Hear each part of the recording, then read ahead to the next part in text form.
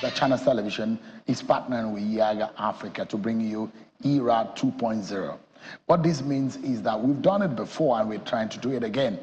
This time around, we want to bring transparency, accountability, and of course, citizen engagement into how we track and monitor election results. We've known over the years that a major menace has erupted in our electoral process where we see a lot of voodoo as far as election result compilation and publication of election results are concerned. And it's brought a lot of distrust between the voters and the election management body, INEC, over the years.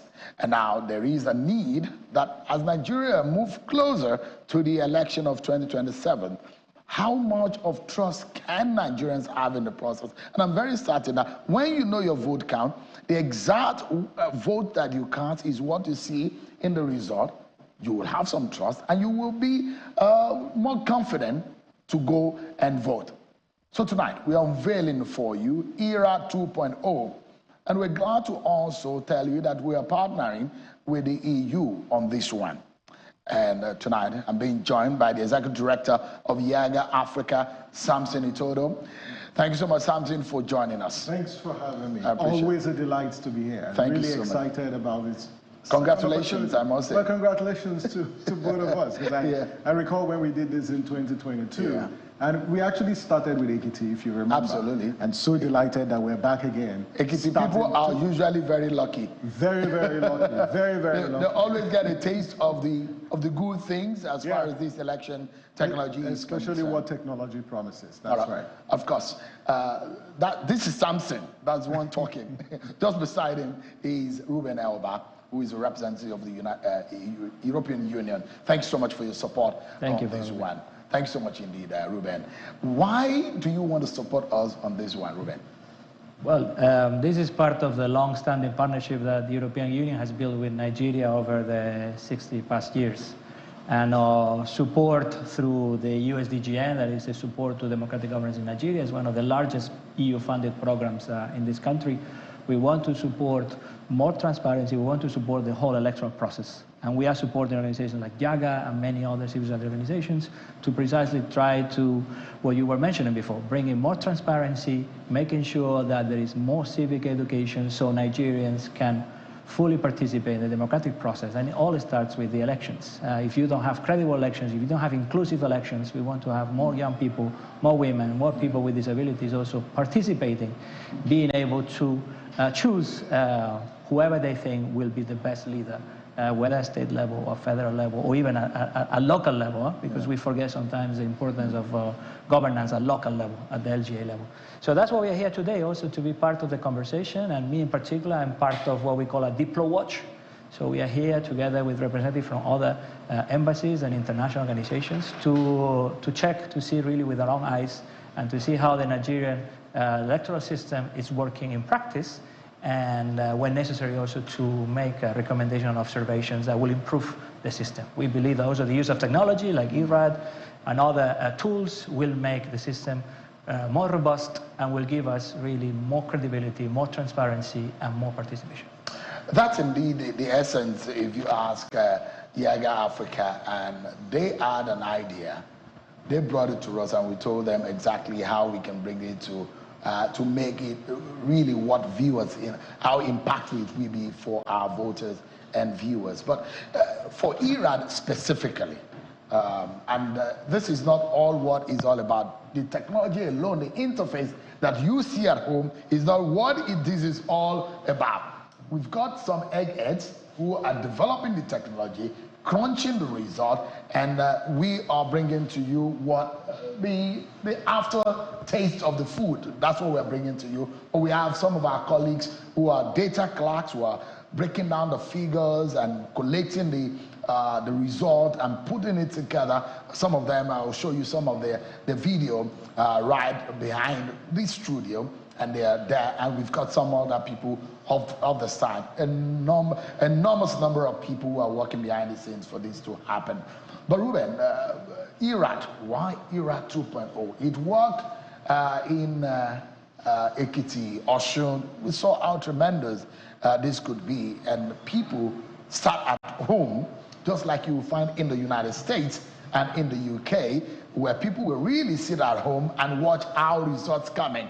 And you don't have to fret. You were bringing people result in real time until disaster happened in the 2023 election. But why ERAD 2.0? Why are you lending a voice on this? Well, as I said, we are partnering with organizations like Yiaga through our flagship program, the Support to Democratic Governance. And we thought that by providing tools like ERAD, we'll be able to bring another layer of scrutiny to cross-check the data and the results that INEC is publishing on IREF. So once again, what we want to achieve with this tool is to make sure that the results are more accessible to the Nigerian public, and to ensure that we have a tool that, as I said, can cross-check the data and the result that INEC has to upload on the IREF system. So we really, we believe that by bringing more technology, by bringing more tools, we'll really be able to build trust in the system. As you said, that trust that seems to be eroded because of what has happened before. We want to build that credibility, and ERAD is a critical tool, we believe, that will ensure that more people will have access to the results information, and also present in a more digestible, more user-friendly way. I do not want to let the cat out of the bag just yet, because I know we and our partners, we've got some very big plans for 2027, and we do not want the politicians to see it coming just yet. How far are you willing to go in assisting? Because what we have sworn to at Channels Television, and we, our partners, is that by all means 2027 votes will count. The voices of the average person in this country, their vote will count. 2027, either the politicians like it or not, their votes will count. And we are having a big plan. They do not know about it. They will be caught unawares. But we will do something that will shock the world as far as election monitoring is concerned. That is our plan, we and our partners. But you are supporting. How far are you willing to go to ensure that one of the legs to a democratic development and sustaining democracy is continuous and sustained election and electoral process? How far are you willing to go with us on this? Well, we will for sure be there in 2027, and we will continue. The program will continue running, and will cover the period of 2027 and the whole run-up process. And we are, as I said, we are a long-standing partner of Nigeria. We've been here for more than 60 years since Nigeria is an independent nation, and we continue to believe that Nigeria, being the largest democracy in Africa and soon in the world, it is also in our own interest to ensure that the Nigerian democratic process is strengthened. And as I said, we believe that the use of technology is critical for that, to ensure that the process is robust and that we can all trust that the results will be representing the will of the Nigerians who go freely and willingly to vote on election day. So we are testing a number also of tools like ERAD, and we really sincerely hope that things will go well. And if the information is presented in the IREF and we don't have some of the technical glitches and problems that we saw in previous editions, we'll be able to ensure that the results are credible and that will be accessible for the majority of Nigerians. Before I allow you to go, Ruben, and it was very beautiful, I saw the hub that all of the civil society organization, it looks like an exhibition center here in Ekiti, and it's just about monitoring that election. What was that initiative about? Well, we are trying to bring all of the civil society partners of our EU-funded program into one roof, and they are looking at the elections from a different angle. Some of them are looking at, as I said, this as inclusiveness. Some others are looking at the data results. Some others are also looking at security. We've done a thorough pre-assessment of the elections, and we do that every time there is a governorship election, but also in other occasions. And this is the idea. It's a program for Nigerians, by Nigerians, for Nigerians to really improve your democratic process. And we are proud of this. We are proud to be able to support this journey, and we are also providing a lot of assistance, technical assistance as well, to make sure that the system improves and that every elections we take lessons and recommendations. And by the time we get to 2027, we will also make sure that some of the glitches and some of the issues that were highlighted will not happen again. Ultimately, we want to build trust. We want a better system that Nigerians can trust. Yeah. Trust me, Ruben, there won't be glitch. If there's a glitch, we have our other way of checking and ensuring transparency in 2027. And I want to put it on record.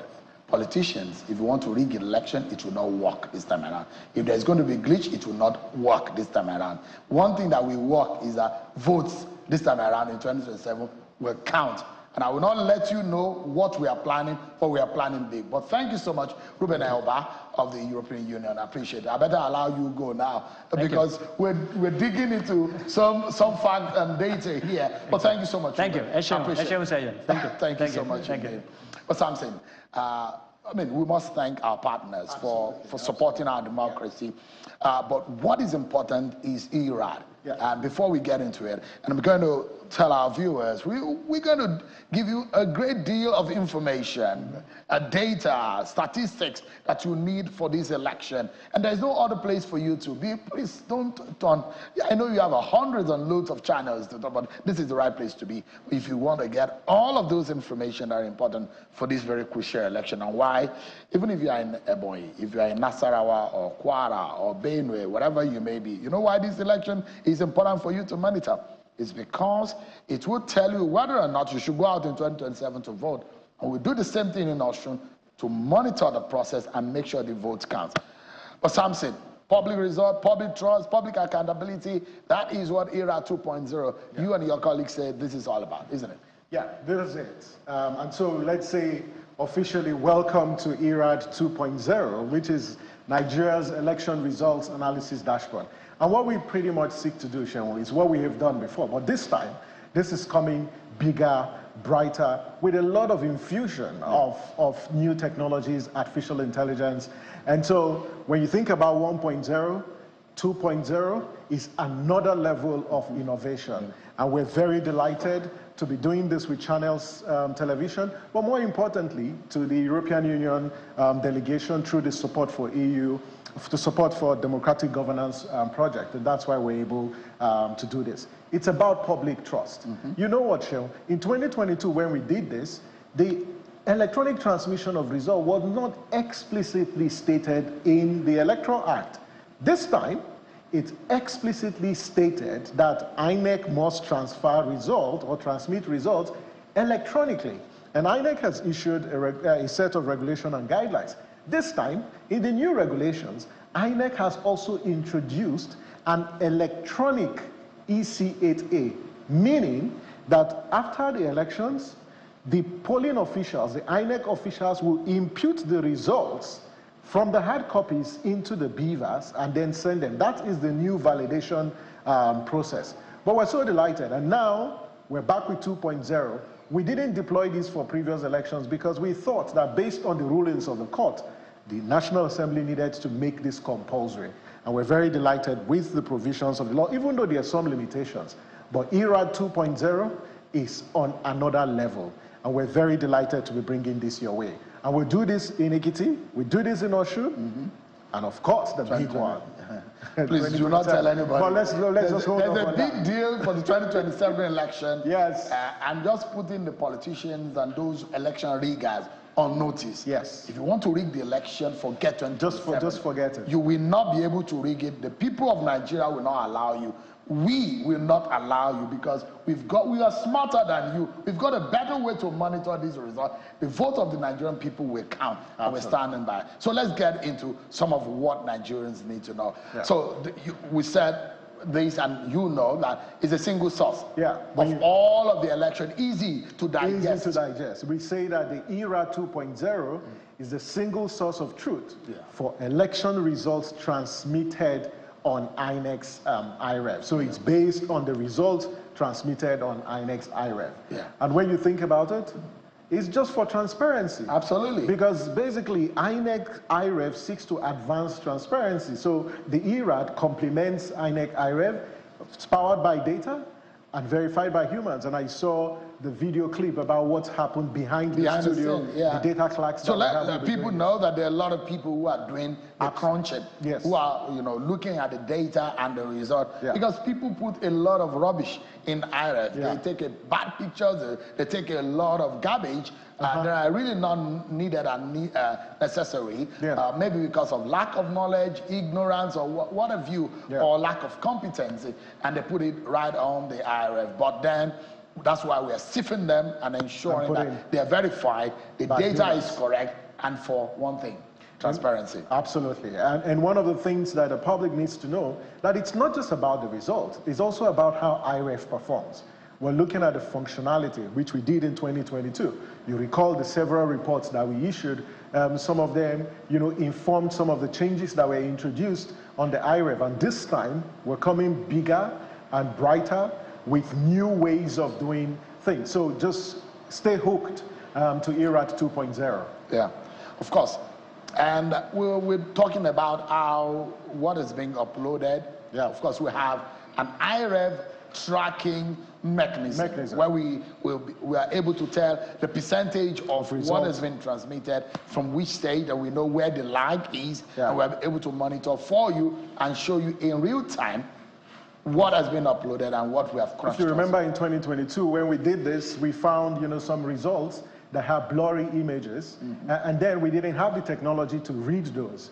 But this time, we have an advanced technology for reading those result sheets, whether they are blurry or some of them are incomplete. We've got a technology now that can really facilitate that process. And that's why ERAD 2.0 is way bigger and better than 1.0. And so, we talked about this. Everything that you think that you want as far as the election is concerned, because ERAD is not just a television tool. It's basically a tool for information to citizens. But you can also visit the ERAD portal and look at it for yourself. What we do here is to use it as a tool of analysis for you to have the right information. So we're tracking the IRF. We are verifying the result, and we are informing citizens. What's particularly interesting is that, there are different layers to results collation. When you leave the polling units, you go to the wards. From the wards, you go to the local governments. And often, the wards and the local governments are where result manipulations actually occur. And the point that you make earlier was quite profound. You've got IREV. IREV was basically, and still is, a deterrent tool. So if you're a ward collation officer, you're a local government collation officer, you think that you can manipulate results at collation level, please don't just waste your time. Because if the results make it to the IREV in good time, and INEC has said they're going to do that, then trying to manipulate the process on the other levels of collation is pretty much a waste of time, because at the granular level, the data would have been assembled, would have been analyzed, and citizens would know exactly what's up. And so this is a critical point. I call this the most important part of ERAD 2.0. So let's dig into it. And we always say this. That, let's talk about what it is not. That the ERAD 2.0, just like 2.1, it's not INEC. ERAD does not declare official results. INEC is the statutory institution that is responsible for declaring official results. What the ERAD simply does is to take the results from IREF, analyze them, and put them in the public domain, just complying with certain open election principles. So it is not a results declaration platforms. And like we did in 1.0, we never declared results. And if you recall, INEC was also a strong partner in ERAD 1.0 and still is also for 2.0. And that's why I love this. So let the public know that ERAD 2.0 isn't INEC, isn't declaring results. We're pretty much just bringing the results from IREV to your rooms and also to your mobile devices. And of course, where we know that this is not what it's not, this is what is not, we don't declare the result, because legally speaking, that's the role of INEC. But we have the power and the right to also monitor and know what the result is. It does not declare the official election result. It does not replace the legal collation and declaration process, but it's simplified by IREV and all other powers constitutionally given to average citizens to be able to monitor and stand by the vote. You remember there was a time in our electoral history where they tell you, once you vote, go home. But sensitization came by to say, look, once you vote, in fact, it's your duty to police to police the poll and see that your poll and the ballot count is counted in what is being collated. But it does not also rely on rumors, party claims, or unofficial figures. We are an official platform for the right data and the right information. And of course, ERAD 2.0 only processes the results that are transmitted in the ERAD. But let's tell our viewers what it is. Well, I think you already said that. It's basically a transparency tool. It's a public accountability tool. It's an information resource, because what you're doing, we're simply simplifying the IREF and making it very accessible, to citizens. Again, is your trusted reference point, because we don't use any other results, but the results that have been officially transmitted by INEC, and the results are already in the public domain. And that's what this it's about. But it's an independent audit of the INEC IREF. And so we're going to be looking at the functionality, of the INEC IREF. And if you recall, Sherwin, was it 2020? Yes, 2022, or was it 2022 or 2022. After we released the report and detected some of the discrepancies between the figures, you recall that one of the parties was very concerned about some of the positions that we took, but INEC had to leverage the ERAD report to begin to introduce things like accreditation data on the IREF portal, because we thought that it was a transparency tool. And perhaps to also use this opportunity to actually call on INEC, that one way to strengthen, the transparency of this entire process, aside the EEC8As, aside the scanned images of the result sheets, the accreditation data should also be published on the IREF. Absolutely. So if you take a polling unit, you can just see the figures. These are the number of people who are accredited. So you don't have to go to the EC8As to see the accreditation figure. In fact, what INEC has introduced now with the the electronic EC8As on the BVAS, it can directly publish the total number of accredited voters on the IREF without recourse to the hard copy. And it's easy to be able to figure it out. Once you know the number of registered voters, you of course know the number of PVC that is collected, because that has been published. That's right. You know the number of accredited voters, and you know the number of ballots that are being cast. So easily you'll be able to figure out where the problems are. I think once there's a commitment to transparency, we already have all the tools. All we just need to see is that practical expression of the commitment, to be transparent throughout the entire electoral value chain. And I think this is an opportunity for INEC and also other stakeholders to fulfill that mandate. All right. So what does the data tell us in all of these? Because I know this is one thing, part. Yes, it's very good. I love election mathematics. So it's important for our viewers to know that data and political mathematics drive science of election. That's right. And it's very important for us to know those figures. That is the only way you know something is wrong. I dare tell anyone that election is mathematics. Once you miss out something, whatever result you get, we'll figure out whether you're right or wrong. And so let's look at what the data is telling us. First and foremost, we know about this will give you an understanding. If you do not know Ekiti State, you've never been here, this gives you an understanding about this state.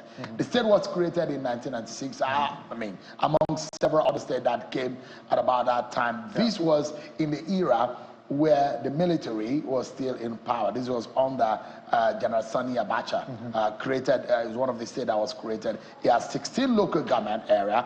At the moment, there are 2,444 polling units. At the creation of the state, the polling units were not as much, but 16 local government came as long as the state has been in existence. So 1,059,360 registered voters out of 2026. The PVC collection rate, which is amazing, 97.1%. And I do know that the people of Ekiti State are politically aware, rustic. They love their pounded yam and egusi, homogeneous people speaking almost the same, educated also.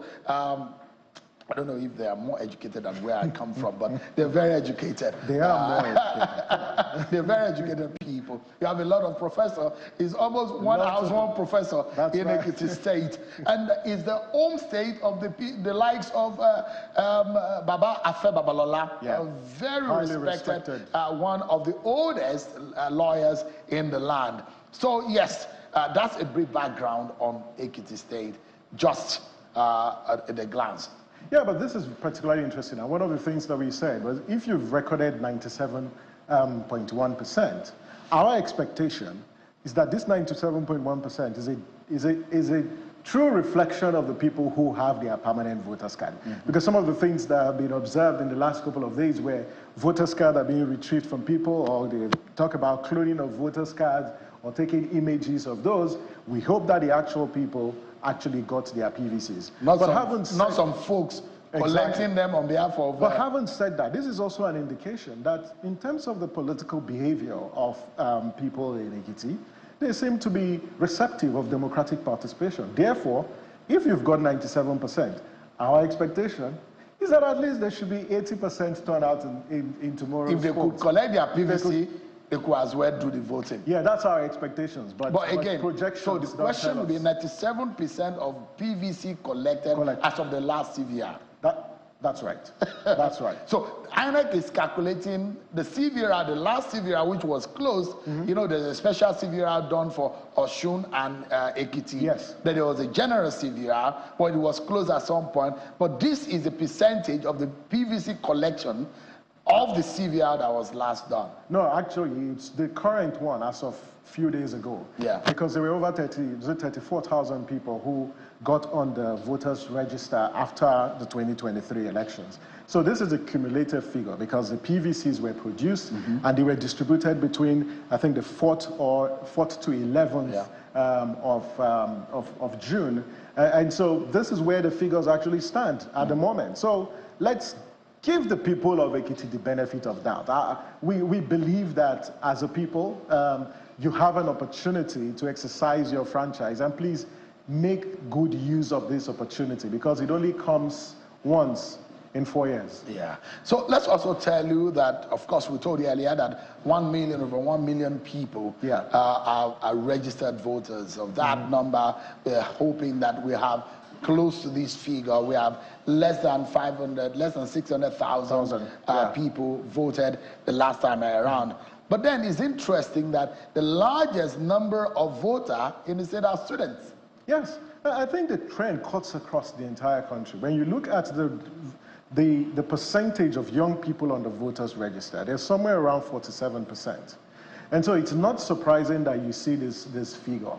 And what it tells you that, yes, though we're a young population, you still have younger people who dominate, our voters register. The biggest challenge is we've not been able to convert that figure into turnout. And so there's a disconnect between that figure and what we see show up at elections. And I think, Shaun, that is where we've got a problem, because in that particular gulf, you have the question of trust. Because a lot of these students are not showing up because they either don't trust the electoral process, but at the heart of this is that government and governance has really failed to deliver its promise to the people. And so if people can't connect the quality of their livelihood to democratic participation, they aren't going to show up at elections. And this is why political leaders, if they care about democratic legitimacy, they need to consider and prioritize delivering for the people. Because when people feel that when they vote and they transfer their rights into a certain class of people in the ruling political elite, that those people will take decisions that better their lives. And what they're simply asking for is not too much. It's security. It's the quality, of the food that they eat, the air that they breathe, and their welfare. Yeah. That is what the voters actually seek. And that social bargain is what the voters have an opportunity tomorrow to not only renegotiate, but to reclaim, from this political class. If this is anything to go by for even all the politicians, it's the fact that when you look at it, it's easy for you to get a vote as a candidate in this election. You know why? If you have done well in terms of governance, or as a politician, if you have convinced the students And if you have 90% of them voting for you, you are home, you're coasting home to victory. But you need to also look at this category. You can see artisans and traders. And even farmers and fishermen and women, they're also exactly. Those three categories of people. The state is agrarian. Exactly. There are three major occupations that are predominant in this state. Public service, farming, trading. Because those who farm go then to trade. And don't forget, the geography and the topography of the state is such that it's sandwiched, it's landlocked. It has about 4 states bordering Ekiti state. So it's also as an agrarian state, and even from way back in the Second and First Republic, even before independence, Ekiti state and so many of the communities in Ekiti state are known for farm produce that they give out. And I'm not sure if you have taken the Ekiti pounded yam. Amongst those three categories, who do you think are the very committed traditional voters at elections? I will say that it has always been students have never taken elections seriously. They sit at home and watch. And that's the most unfortunate thing. But really. I think a lot of the times we see farmers and artisans, they usually commit themselves. Anyways, they are not able to go to work. There is a public holiday and there is curfew. So a lot of the times you see their commitment. And the other arm of voters that I see that have always committed, I know there are less than 10,000 are the housewives. Yes. But you know, because we cannot also disaggregate the gender distribution of the farmers and also traders, but when you look at trading, you also think that majority of them are women, because when you look at previous elections, not just in Ekiti, you see encouraging turnout of women for elections. The most saddest tale is that the parties don't consider them worthy enough to secure candidate nomination. And when you look at Ekiti, none of the parties presented a female governorship candidate, whilst you have majority, you know, of this sort of categories of people who are actually women. So I think there's a lot of mismatch that we really need to address if we're really serious about inclusive, you know, politics or inclusive development. Well, again, one of the things that I thought was important for us to note in what this data is telling us is the fact that, yes, there is a general population of the people, but you look at a segment of the people of Ekiti State who have gone to collect their PVC or who are registered, because these are the registered voters. You look at how serious they are in terms of democratic process and the election. So you see that students are more serious. Well, you see that. But some will argue that because the PVC is a form of identification, a lot of people also try to secure because as a businessman, as a civil servant, public servant. But I'll give students the benefit of that. And I think when you look at the profile of the new registered voters, a lot of them are also young people. And we cannot rule the fact that these young people, whether they are Gen Zs or millennials, they're quite frustrated with traditional political structures. And it's just that we play some politics that is archaic and it's not responsive, you know, to the needs of people. So Nigerian youth and students want a better deal. And they feel that elections may not be a pathway to change.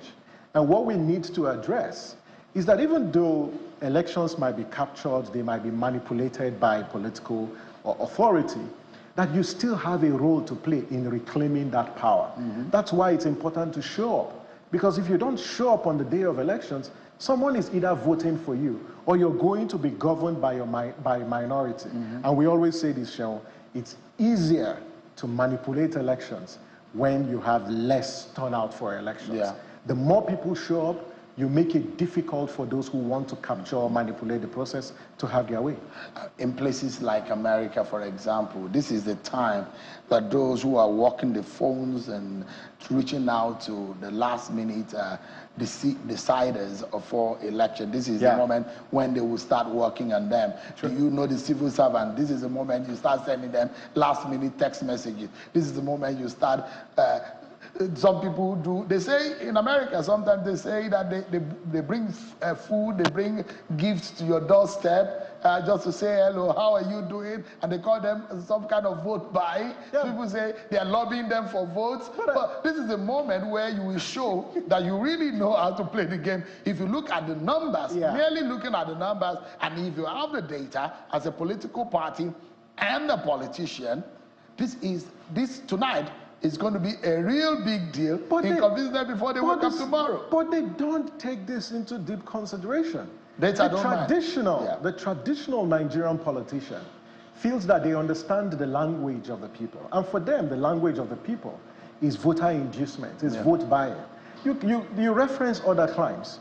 They do door-to-door, campaigns. Yeah. If you ask all the candidates in this election, how many of them have gone to knock on doors? I doubt you'll find less than 10%, or if you find any. When you look at the campaigns, what are they simply doing? They just aggregate people in rallies. And those rallies, they don't even make constructive policy statement. Previously, we used to have debates at elections. Yeah. There hasn't been any in this particular. They wouldn't just show up. Because they won't show up. They damn it and they say, let the Nigerian people go to court. We don't want to do debates. Go and do whatever. And that is a consequence. Bad governance has been the consequence of not being able to answer to questions about what you would do for the people if you were elected. Because what most traditional politicians seek is uninformed voters showing up at elections. And that's why they do not prioritize debate. Only a few of them want to have constructive debate about policy issues, about the economy, about security, about infrastructure. But they don't care about those discussions because they know they're going to buy votes on the day of elections, or they're going to induce voters. And that's why we're having that conversation, and there's a strong policy discussion about how do you limit this, not just commercialization, but really compromise of choices that people make at elections using or weaponizing poverty against them. In the coming hours and day, we will be looking at the past election history and the data, what they're telling us. So if you look at the aggregation of those figures from the years past, 2018, we have 909,000 registered voters.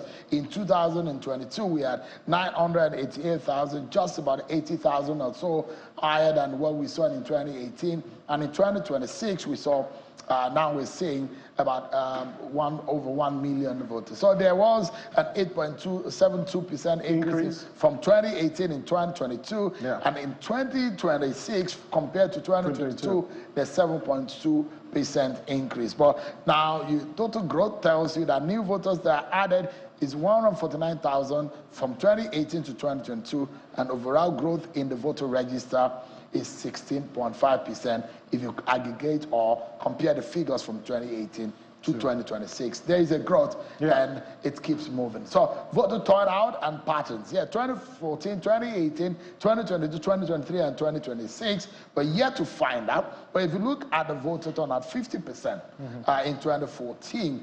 2018, it was 44%. 2022, it was abysmal. It went down 36%. 2023 presidential election, it was 24%.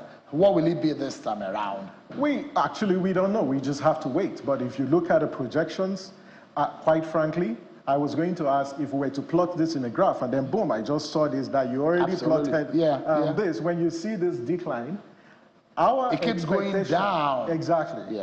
Our expectation is that this graph, this line will move slightly higher. But quite frankly, I'll be cautiously optimistic in view of some of the factors that we already see. So I doubt that we would record, higher turnout. And even if we do, quite frankly, I doubt it will be over 10% increase. And some even say even lower. But I just want to be optimistic that the people of Ekiti will prove us wrong in this election. But when I mean turnout, it's actual turnout.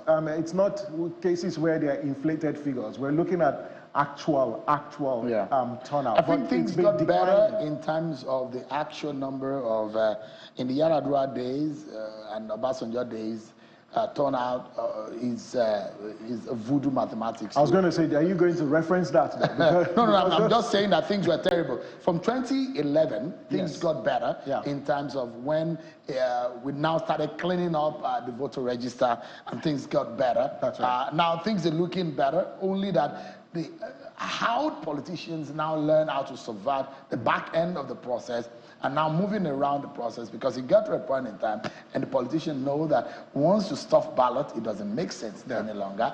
You collect the ballot and destroy it, doesn't make sense any longer. So things get better, but then we need to fine-tune and make our electoral process I think, better. Cheryl, if we stay on this, and I think it's a strong message to people of Ekiti, the fact that only 36%, that's a small fraction of your population, determining who a governor is totally unacceptable. And that's not what democracy envisions. No. Democracy or elections are a festival. People should show up. Yeah. Yes, we understand there is lack of trust, but it's not the way out of this. So please, the people of Ekiti, make a commitment to at least, even if it's take it back to where we were in 2018, I think it'll be great for democracy if you're able to do that. So please show up tomorrow and cast your vote. Yeah. So now, let's learn something. So these are the number of registered voters according to the 16 LGAs, local government areas of the state. And of course, their PVCs. Yeah, percentage. Okay. The registered voters of 2026 and the percentage of collected PVCs per local government areas. I'm mobile. And I'm understanding that there are situations in Moba as we speak. It's one of the hotspots. Hotspot, yeah. As we speak, they're trying to resolve a lot of issues. And look at it. When we were planning for this election, without even looking at the figure, I think maybe because of my knowledge of the state, I'm able to plot for you and give you an understanding in terms of what could happen, the incidents that we could see in the state. And I was very right. Talking about Moba, Ikere, Ijero. These are strong areas. Idosi historically has got a history of issues. Ikole, these are very, Ikole, Ado-Ekiti. These are areas you need to look for. You'll be fighting for vote here in Ado-Ekiti because there's a lot of votes that you could get there. But let's look at what the percentages are telling us in terms of the PVC collected, because like I always say, don't look at the number of registered voters, look at the number of PVC collected. Because that is the actual number of the votes that is possible, the potential of vote that is possible. But if you look at from Mumbai up until down to Ishiorun, you can see the percentage there. But the one that's gotten the highest, 99% of the registered for the PVC collection rate in Mobile. It shows. I don't know the people of Mobile. Maybe every household has a politician there. Well, but 99%, that's a lot of big deal. That's a big deal. Again, it was one of the hotspots. There have been several instances of kidnapping in Mobile, and there have been concerns about, even how the elections will be conducted, particularly the collation, of results, because after 7 p.m., I think there's a lot of apprehension and fear in that particular local government. So if you have 99.8%, all you just need is 0.2% and boom, you're actually 100%. So it means that of these 56,000 people, over 56,900 or so actually collected. But when you see MOBA and look at the number of registered voters, compared to a local government like Ado, which has 96%, you clearly see that the number, there's a lot of disparity. There's a lot of disparity. When you look at, and the same trend also cuts across the top 5. They are all less than 70,000 registered voters. But when you go down, from Ikole, you go down from Ikole, you have 80,000. Or if you, in fact, Repodon has 75. But when you see Ado and Oye, these are local government LGAs. But they still also have 97%, 96%. Which means the lowest is still quite high. I mean, if you're looking for how this election will go tomorrow, there are about, and I'll point you out to 6 local government areas that will determine are pretty much, there is a battleground. Every politician wants to battle. And the first is Ekiti, with almost 200,000 voters. Ekiti has about 1/4 of the entire voting population of the state. It means one thing. If you are able to coast home with 70% of the vote in Ekiti, with the people turning out en masse, you are on a good ground. Then you go to a local government like Oye. Oye has over 70,000. Oye Ekiti. Go to ERAD. This is another local government that's got huge number, about 75,000 registered voters. And you look at the local government like Ikere, you look at places like Idosi. These are also areas that will give you the number. Small numbers, Isionu, small numbers, but trust me, any politician who is doing a last-minute calculation, look at these local government areas. Ekiti is in the lead. Of course, we know that ERAD is also very critical. And you look at Ekiti East, Ekiti West, those we get you good numbers also. Equally, Ijeru, Ikere, these are numbers that will be very critical. And Ikole. Ekiti and Ekole has some of the number one and number two in terms of voting population. But in terms of how many people that have collected their PVC, you can see that they've got good numbers there. And it's very critical for everyone to know that as much as the PVCs are collected, the number in turnout also needs to make sense. You know what's interesting about this figure? Is yes, you don't forget to be declared a winner.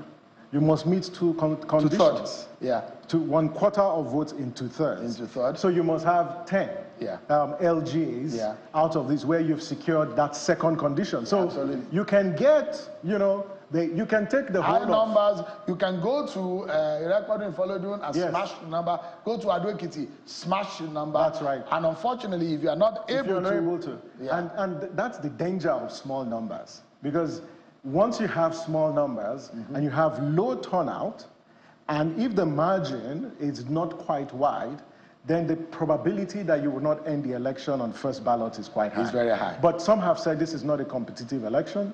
Again, the competitiveness of an election does not determine, it's not an automatic determinant that an election is credible or is a democratic one. As far as we are concerned, all elections are important, but the process is equally and much more important. So we will see how that works. So let's look at the distribution of registered voters by senatorial district, and it will give you a simple understanding of where you need to vote. By historically speaking, Ekiti Central has given us 321,000. As of 2018, went up to 348,000. Ekiti South, 375,000 in 2018, and 306,000 in 2022. Ekiti North, 216,000 in 2018, and 234,000 in 2022. Essentially, election in Ekiti Central, when everything goes well for a politician, it brings you good number, same as Ekiti South. Ekiti North, what you need is just to work hard and get the aggregation of about 6 or 5 local government that make up the number. But the numbers are not very good compared to the rest of the two senatorial districts. What is important is that in the past election in 2018, this is what it looked like. It was an election that a lot of people say was keenly contested, considering the votes cast and how the result came, and the number of turnout that we saw in that election. But if you look at it, in 2022, it was a different kettle of fish. The incumbent winning with a large margin, with over 105,000 votes to defeat his closest rival at the time. But it does look like a lot of things have changed since then. And if you look at again 2023 in the election, it was quite different. We saw that the ruling party held sway, but they were giving a tough time by the opposition party here, and we don't want to dwell too much about it. But of course, we're giving you the battleground and the hotspots. local government areas. The battlegrounds, like we said earlier, to Ekiti, Ikole, Oye, Idosi, and Efon. These are areas that you need to look out for. If you're going to win, it's just like your KKK in the Nigerian election map. But if in the hotspot, and these are areas that we really need to pay our attention on, in terms of collection of results, in terms of the conduct, in terms of the topography, in terms of the psychology and the behavioral science of politicians and how they've behave in the Ikole, Oye, it's your Idosi, Ekiti East, and Moba. These local government areas have posed some problems. They remain hotspot as far as this election is concerned. If you cross-tabulate, you see that 3 of the hotspots are actually key battleground. And for the hotspot, I will add, Ado Ekiti, because again, it's one of those battlegrounds. But I totally agree, and this is where we need to keep an eye, because a lot of the pre-election assessment have really identified some of these locations, and we hope that the security agencies are deploying to those locations, and this is how I think they're so it gives you an understanding. So if you look at the hotspots, they're aggregated in one part, in the northern part of northwest part of the state, and it gives you a sense of what could have caused this, maybe in terms of geography and the topography of that area. And some of them are also the border states. And so it's all the border, in Mobile, and the rest are in the border states. So and the key battlegrounds, of course, you can see them as so. But keep your eyes on Ado Ekiti. Whatever happens in Ado Ekiti, very, very critical. Whatever happens in Ikere and Ikole, these are very, very key local government areas as far as this election is concerned. So this priority map, Samson, they are in different coloration and color codes, green, red, and yellow. So extreme priority, the attention must be given. We already know that as we speak, there's a situation that they're trying to resolve in Moba. Hopefully that is being resolved before tomorrow. Ado Ekiti, Ikole, these are areas of extreme priority. Of course, areas that are green of low priority, and areas in amber are areas that you need to watch out for. You know what's also interesting, and again, give credit to INEC. They have mapped all the polling units. And of all these polling units, they've looked at the categories of threats. Some kidnapping. In fact, they've mapped some of the polling units where they anticipate that thugs can disrupt the conduct of elections, or even where ballot papers can be snatched, or where there can be disruption. So they've clearly mapped those threats. And a few weeks ago, they did share that data, with civil society organizations. Our expectation is that the security agencies would have neutralized some of these threats. We don't want to go into the election tomorrow and then go and see Moba still recording all forms of violence, or go to Ikole, or even parts of Ado Ekiti. But because every security agency have access to this intelligence, and so we hope that, given the assurances that they've given, that all of this, will not manifest or make any impact tomorrow. Thank you, Samson. Always a delight. So we will get much more into the ERAD as the day unfolds. And of course, tomorrow we'll be able to give you live and on-the-spot reporting as the results come in. There's so much to talk about as far as the data is concerned. But thank you so much, Samson. Always. And congratulations to Channels. Congratulations to you at Yiaga Africa. You came up with the idea, and we, like a mother, wanted to see how that you must be a very good mother. Well, welcome to 2.0. Absolutely. Thank you so much indeed.